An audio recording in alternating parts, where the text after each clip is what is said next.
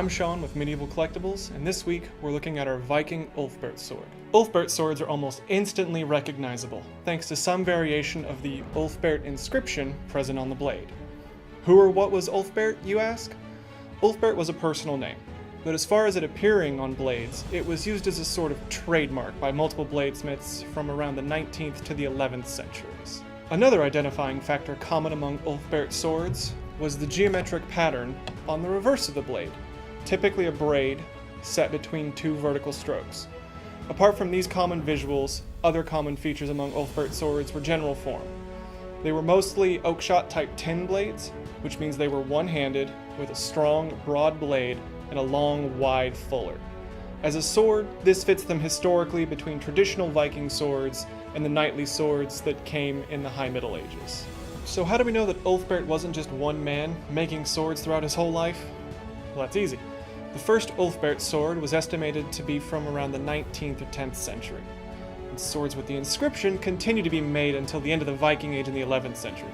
While it's possible that one man made many of them, it's not possible that he could have made all of them across that wide an age gap. There's also the matter of how varied the swords are in composition. It's unlikely that a single smith would have used so many different metals or techniques. For example, one Ulfberht, dated to the 10th century, features a pattern-welded core with welded-on, hardened cutting edges. Another appears to be made entirely of a high-quality steel that was very possibly imported from Asia. As far as cultures go, Ulfberht swords are almost always associated with Vikings, and they were indeed very popular among Viking Age Scandinavia. This is clearly represented by the fact that while Ulfberhts have been found throughout most of Europe, they are the most numerous in Northern Europe. Historically though, they weren't 100% Viking made. In fact, as Ulfberht is often considered to be a Frankish name, it's believed that the swords originated in the Rhineland region of Germany, what was once the core of the Frankish realm. This sword, as previously mentioned, is an oakshot type 10. It's got a thick blade, it's one-handed, it's got a very shallow, wide fuller, and again, it's sort of an in-between between Viking and knightly swords. The pommel is a Brazil nut, and it has a full-length tang with a hot peen construction.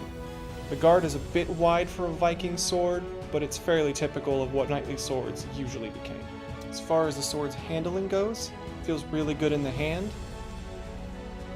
Its point of percussion is right about there, about 19 to 20 inches up the blade, and its point of balance is about 4 inches up from the guard.